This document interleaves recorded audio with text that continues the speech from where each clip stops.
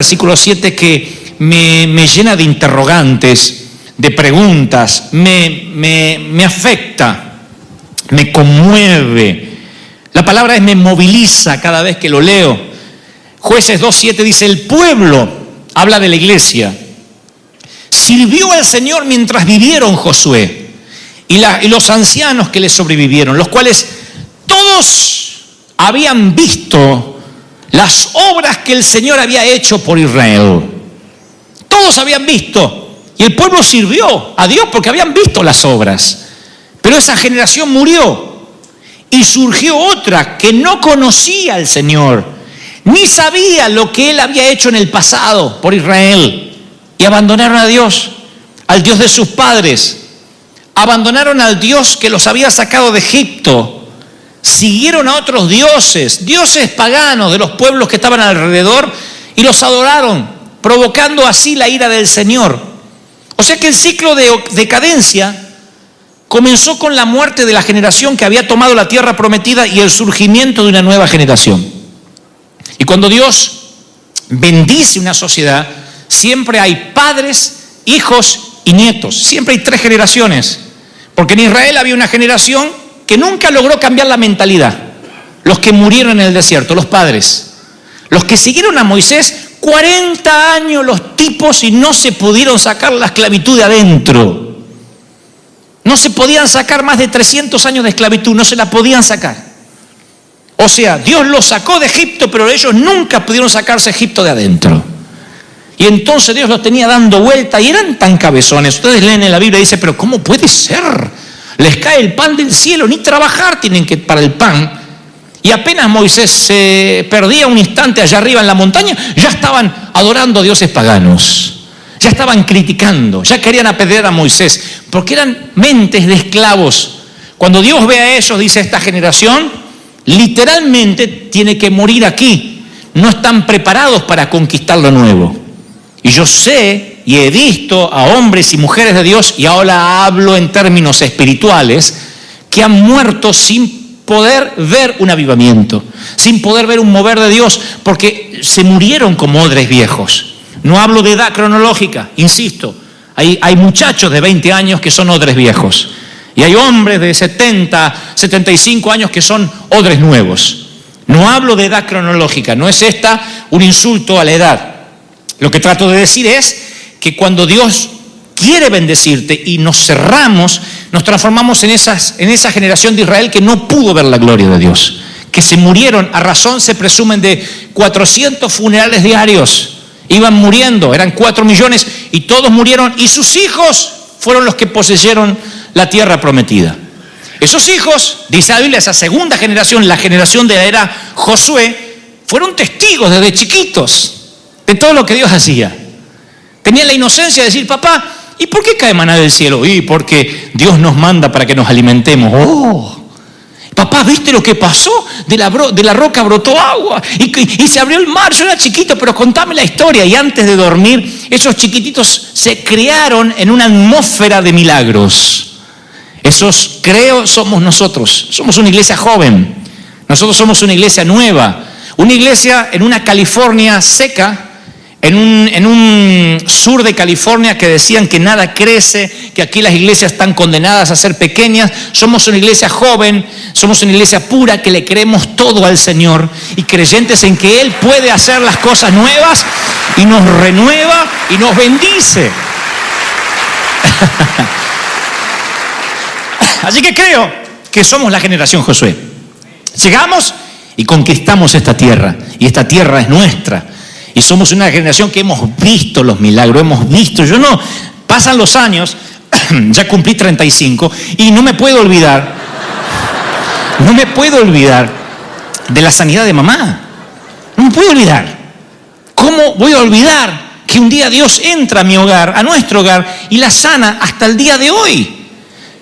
Jamás pensé que iba a verla enfermarse de Alzheimer de viejita. Yo pensé que se me moría ahí a los 44 años de edad.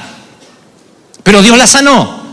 Y yo, pasan los años, hoy estoy siendo pastor, predicando, abriéndome paso en el mundo de los hombres de Dios, y no puedo olvidarme, soy de la generación Josué, soy de la generación que vio los milagros de Dios, no me lo contaron, yo vi los milagros de Dios. Entonces, yo no provengo de un seminario, sino de la vida real, ¿sí? Y muchos de ustedes son eso. Ahora viene la tercera generación, que son nuestros hijos.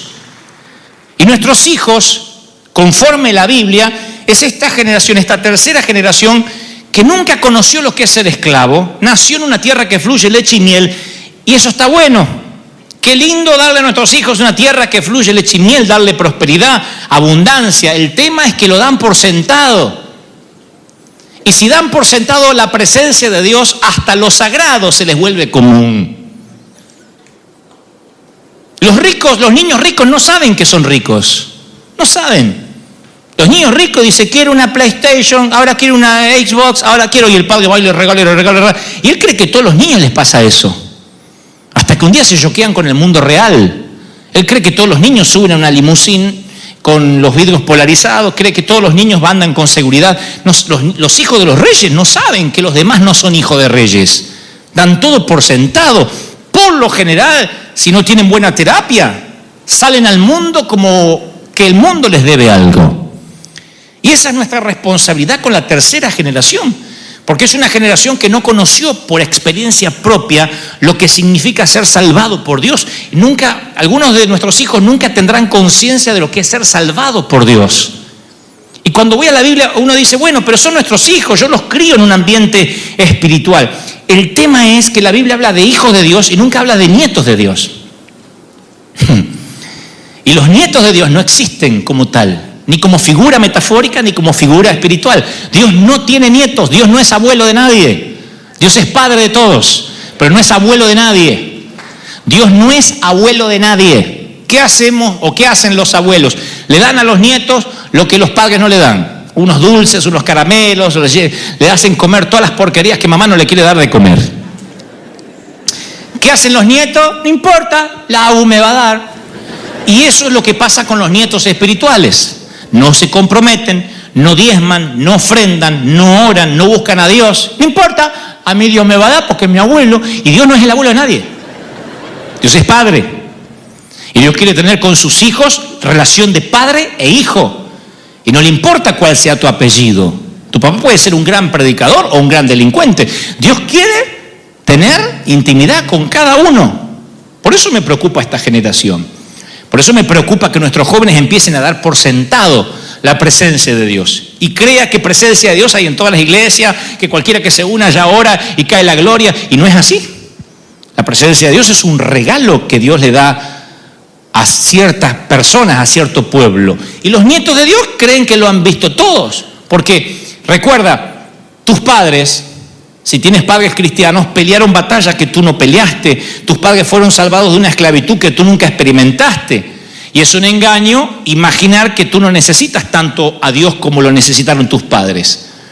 Y que nos acostumbremos a esto. Y creo, se lo he dicho más de una vez, cuando más sabemos de Dios, parece que menos adoramos. Por eso el Señor dice, sean como niños, sean como niños. Si no son niños no pueden entrar al reino de los cielos, sean como niños. ¿Por qué no dijo crezcan, sean adultos? Dice sean como niños. Para entender el reino uno tiene que asombrarse como niño. Porque cuanto más conocemos de Dios es como que adoramos menos. No es el oceanógrafo el que debería adorar más a Dios por descubrir los corales, los cardumen de peces desconocidos. No es el cirujano que ve latir el corazón en la mano que debería adorar a Dios por semejante creación. ¿No es acaso el que estudia las constelaciones el que debería decir, wow, miren la cantidad de constelaciones que hay en el universo, más voy a adorar a Dios? Sin embargo, son los que menos adoran y los más ateos. Entre los médicos hay muchísimos ateos, entre los astrónomos hay muchísimos ateos y entre los científicos muchísimos ateos, porque dicen todo tiene una explicación y sacan a Dios de la ecuación. Más conocen, más se alejan del Señor. Lo mismo pasa en la iglesia. Si las iglesias más duras y más muertas son donde hay más teólogos. Si las iglesias más duras al mover de Dios son cuando más la gente a veces estudia la Biblia y busca la vuelta, y este es apóstata, y el otro es falso profeta, y este es el libro que dice, y esta es la gran ramera. Están tan preocupados por la letra que se olvidan del Espíritu. Y cuando se olvidan del Espíritu, conocen tanto de Dios que dejan de adorarlo. ¿Soy claro en lo que intento decir, sí o no? Por eso algunos duermen en el servicio, por eso se les hace tedioso. Por eso algunos bostezan, porque dice, ¿cuándo va a terminar? Porque son nietos de Dios, porque nunca tuvieron un encuentro personal con Dios. Mi encuentro con Dios no te sirve. El encuentro de tus padres no te sirve. Tienes que tener tu propio encuentro con Dios, tu propia historia con Dios, caminar con Dios, caminar con el Señor. Si no, vas a ser un nieto de Dios. Porque no peleaste batallas, porque no viviste. Israel vive 400 años de fracaso. Vienen a continuación el tiempo que la Biblia define como el tiempo de los jueces. Y dice, en esos días no había rey en Israel y cada uno hacía lo que le parecía. Jueces 21-25. Cada uno hacía lo que le parecía. En esa tercera generación. Oigan, la generación andaba por el desierto, con el arca de un sitio para otro. La entraban, la sacaban, igual que nosotros. Dios les da Jericó. ¡Wow! Celebran una revolución en la ciudad. Y al cabo de unos años, ¿qué pasó con River Church? Ahí cada uno hace lo que quiere. Sí, los jóvenes bostezan, tienen sexo entre ellos. ¿Y qué pasó? Y se fue el avivamiento. No se fue el avivamiento. Por eso muchos cristianos criamos a nuestros hijos, pasa el tiempo y decimos, ¿por qué mi hijo no sirve al Señor? Y porque quizás nunca lo formaste en el Señor. Que no es lo mismo que hacer un devocional o leerle la Biblia o mandarlo a la escuela dominical. Formarlo en el Señor significa que Él no dé nada por sentado, que aprenda que si Dios no sana, podemos morir de enfermedad. Si Dios no prospera, por más que trabajemos, nada nos va a ir bien. Si no honramos, si no seguimos principios, no nos va a ir bien. Formar a la próxima generación. La Biblia dice, Proverbios 13:22, el hombre de bien le deja herencia a sus nietos. El hombre de bien, Proverbios 13:22, le deja herencia a sus nietos. Y dice 2 Corintios 12:14, Pablo dice, porque los hijos no tienen que atesorar para los padres, sino los padres para los hijos. Lo que está diciendo esto en términos espirituales es que cuando una generación paga el precio, la próxima generación comienza recibiendo ya una herencia desde los hombros, como un día les conté. Desde los hombros del anterior, uno empieza en otro nivel. ¿Soy claro, sí o no? Desde lo que Dios nos dio, desde ahí empezamos a construir. No hay que empezar de abajo otra vez. Así hacemos con nuestros hijos. ¿Por qué vamos a mandar a los hijos a vivir la misma pobreza nuestra? No, vamos a darle una herencia, poca, digna, chiquita, pero herencia al fin. Y que él empiece a construir desde ahí. Eso es nuestro orgullo paterno. Mirá, le di a mi hijo su primer autito, qué sé yo. Le ayudé a mi hijo a trabajar, a esforzarse y le pude dar algo de dinero para que vaya a estudiar. Y desde ahí, él quiero que me supere, que crezca más. Quiero que todo lo que a mí me costó años, que lo logre en meses. Ese es mi deber, mi tarea, mi misión como pastor. Y cuando nosotros no hacemos ese traspaso de formar a nuestros hijos, la iglesia empieza a envejecer. Y cuando la iglesia se llena de canas, no hay tinte ni Just for Men que haga el cambio. Cuando la iglesia se llena de canas, es preocupante. Cuando los jóvenes dejan de venir, cuando ya no hay ruidos de niños. Recién yo estaba en un sitio que tengo allí antes de salir tomando un café y justo estoy enfrente de los bebés. Eso era el concierto de Viena. Así que si quería orar, no pude orar nada. Gritaba uno y el otro y se endemoniaba otro y el otro y el otro. Pero esto es una casa, un hogar. Yo digo, lo peor que pudiera hacer es esas iglesias donde nunca vieron un bebé hace 30 años. Ya porque no los pueden hacer ni porque vienen. Entonces digo, olvídense. Pero no, espere. Lo que digo es, lo sorprendente de esta iglesia es que estamos vivos. Y al estar vivos generamos vida. Y al generar vida, uno sabe que esto no es para nuestra generación, sino para la próxima. Ahora, si esa otra generación no vive de primera mano las maravillas de Dios, hay un vacío generacional. ¿Qué es lo que pasó en el libro de Jueces. Había jueces, pero no había rey. Y al no haber rey, no había ley. Al no haber ley, era la anarquía total. Y cuando hay anarquía espiritual, anarquía puede haber aún con un pastor tras el púlpito. Anarquía es que cuando cada uno hace lo que quiere. El Espíritu Santo no trae convicción. No hay gente arrepintiéndose. No hay santidad. Y cuando eso empieza a pasar, hay un vacío generacional. Suceso sin sucesor es un fracaso. Podemos vivir días de luna de miel con el Espíritu Santo. Si en 15 o 20 años perdemos a nuestros hijos, o están en la droga, o están divorciados, o están en alcohol, o en sexo promiscuo, habremos perdido la batalla. Por eso este es el tiempo de disfrutarlo y también de beber todo lo que podamos para transmitir.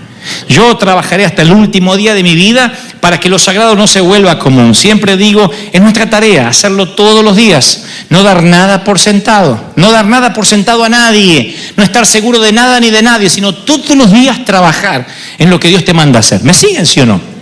Todos los días. Pero Dios tiene una solución, se las voy a dar y para culminar. La solución es que Dios le dice, cuando Israel estaba por entrar a la tierra, luego de 40 años le dio una instrucción, dijo, hazte cuchillos afilados y vuelve a circuncidar a los hijos de Israel. Josué 5:2. Dios le da una ley, una ordenanza a Josué. Le dice, hay muchos de ustedes que son nietos, que no me conocieron, nacieron en el desierto y no están circuncidados. La circuncisión era el pacto de Dios con su pueblo. Los niños se los circuncidaban, era un pacto, era mostrar que había una relación con su Dios. Era un lugar en las zonas íntimas del hombre donde se separaba lo que simbolizaba la carne. Representaba la circuncisión un corte en aquellos lugares ocultos, que es siempre donde los hombres necesitan un corte espiritual, en los lugares ocultos, en los asuntos secretos. Y Dios le dice, quiero que vuelvas a circuncidar a todos aquellos que no están circuncidados, quiero que traigas una nueva santificación, porque no estoy dispuesto a perder una generación. Quiero que hables con los hombres de tu congregación y a aquellos que están estancados en la niñez, pero no en la niñez espiritual, sino en la niñez carnal, que son niños, que no son sacerdotes, que no son sacerdotes del hogar, que sus hijos ven que se quejan de los diezmos, que llegan tarde al servicio, que sus hijos ven que no quieren congregarse, que sus padres viven discutiendo. Esos hijos se van a perder a menos que esos padres se santifiquen. Trae una nueva circuncisión, trae una nueva palabra para ellos para que sean santificados. Dios dice, hoy quiero que vuelvan a las bases, que haya un nuevo pacto, un compromiso con Dios, que nunca nos apartaremos de Él, que amaremos al Señor, no importa si naciste en el desierto o recién te sumaste a la iglesia. Dios dice, hay un corte que tienes que hacer, hay un corte con las cosas que te atan, con las cosas que no te dejan subir a una nueva dimensión, a un nuevo nivel, y eso es lo que el Espíritu Santo nos está pidiendo hoy, para que no se pierda la próxima generación. Otra vez que vuelvan a las bases, que recuerden por qué están, que recuerden que yo los redimí, que recuerden que yo los traje con un propósito. Porque si olvidan el propósito, van a perder a la próxima generación. Y si Dios nos permitió estar cerca del querido doctor Schuller, es para que algo hayamos aprendido algunos de nosotros. Que puedes tener un gran mover del espíritu a nivel nacional y puedes perderlo de la noche a la mañana así. Sea tu edificio redondo o de vidrio, algo tenemos que aprender. Cuando Dios te permite estar en un funeral y la viuda te dice, se murió chupando vino, aprende algo. No sé si se entendió la metáfora. Claro, y a veces uno no aprende nada. Vamos a decir, ¿de qué murió tan joven? Y lo vemos al muchacho ahí de 40 años en el cajón. Y no hacía ejercicio y comía hamburguesa y tuvimos que pedir doble cajón porque no hay cómo cerrarlo de la panza. Algo, que aprendas algo. De los funerales se aprende. Algo tenemos que aprender. De las muertes de la iglesia, algo tenemos que aprender. Decir, Señor, a ver cómo puedo evitarlo. Y esto es algo que tenemos que aprenderlo para nosotros y para los hijos. Hay aquí gente separada, divorciada. Bueno, el casamiento es la unión de dos agendas hacia un solo destino. Pero a veces te tuviste que divorciar, te tuviste que separar, la cosa no anduvo Y como pastores yo entiendo de que hay personas que ya llegan divorciadas, otras que el matrimonio está irremediablemente roto, que también lo dice la Biblia, no la doctora Polo, y está allí. No, porque algunos dicen...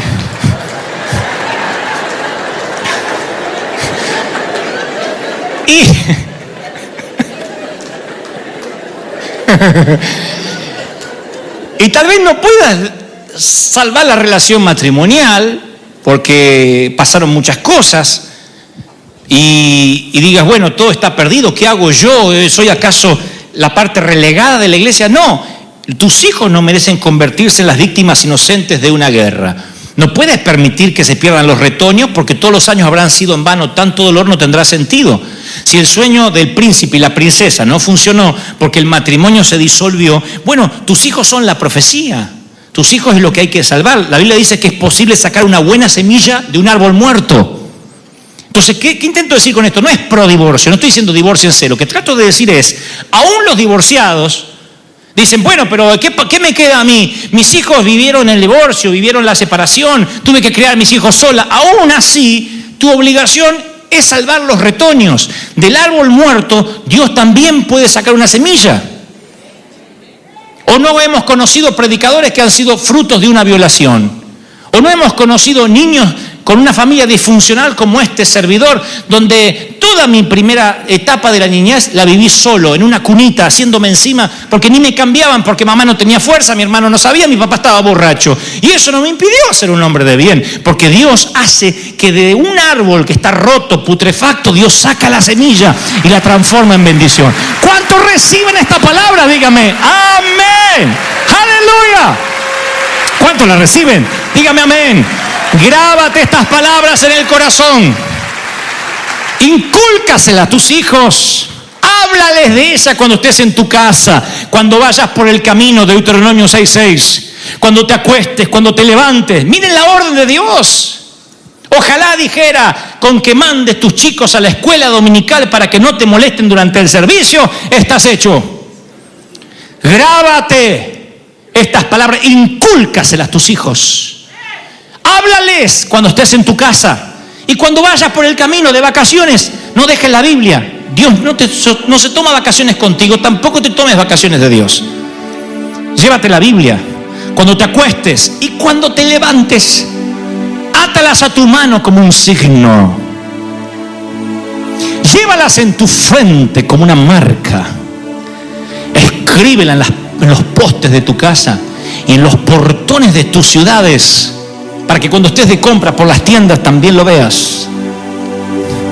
Miren lo interesado que está Dios, que en la educación primaria de los hijos esté el Señor. Rodearse de recordatorio, un registro personal de la historia con Dios imparte la bendición. Me rehúso y me resigno y renuncio a perder una generación. Si después de predicarle a 90.000, 100.000 jóvenes en estadios repletos en Buenos Aires, perdiera la juventud de River Church, habrá sido todo en vano. Así que no me importa si eres hijo de divorciados, de separados, de madre soltera, abandonado, si nunca tuviste padres. El Señor me dice que no deje a nadie atrás, que ningún soldado quedará atrás. Aún los que quedaron cuidando el bagaje, como los que fueron a la guerra, todos son oficiales. Y este tiempo ha de ser vivido para toda la familia. Y lo que vamos a hacer es un paso generacional para que otros sean bendecidos. Si el Señor no viene antes y nos toca partir y todos nosotros eventualmente muramos, porque todos vamos a morir. ¿Sabían la noticia esa? Todos vamos a morir. Algún día nos iremos. Quizás el Señor venga y nos vamos todos. Y si no, y bueno, nos tocará partir. Algunos cerraremos los ojos de otros y diremos chao, te veo en el cielo. Otros quizás no estemos ahí cuando te toque partir, pero lo cierto es que todos vamos a irnos y debemos haber dejado un legado que permanezca, que si el Señor no viene se hable de River Church, se hable de la iglesia, y aunque los nombres nuestros se vayan olvidando, las generaciones, los hijos, digan: yo crecí, mirando la fe de papá, la fe del abuelo, pero luego tuve mi propio encuentro con Dios. Y ese encuentro hizo que lo traspasara a mis hijos. Y no se perdió ninguna generación, por tanto no hubo ningún vacío ni campamento del enemigo. Porque me lo inculcaron, me lo metieron. Mamis, papis, no teman decirle a los hijos menos iPad, menos tablet, menos celular y más Biblia. Te va a ser menos popular, pero le vas a inculcar a tus hijos fe. Le vas a inculcar a tus hijos integridad, entereza. Nuestros hijos viven conectados, pero a un mundo virtual. Viven desconectados de la familia. Están conectados a un mundo virtual. Están conectados siempre entre ellos y si no es los textos, es el iPad y la tablet y están conectados. Y hay matrimonios que están desconectados entre ellos y conectados cada uno electrónicamente al iPad, a la red social, a esto o al otro. Y hay un momento en la vida donde esa desconexión atenta literalmente contra lo que vaya a pasar con los hijos. Y es nuestra responsabilidad, aunque tengamos que ser un poco antiguos, es nuestra responsabilidad decir, Señor, no vamos a perder la profecía, vamos a salvar la profecía. Y si hay gente aquí hoy que dice, yo necesito un encuentro con Dios, porque ahora que lo mencionas, yo siempre he vivido de historias prestadas. Siempre he tenido espiritualidad prestada. Quiero tener mi propia espiritualidad. Esta es la mañana en que Dios va a tener un encuentro contigo, va a salir a tu encuentro, te va a bendecir, te va a tocar y el Señor te va a cambiar. ¿Cuántos lo creen?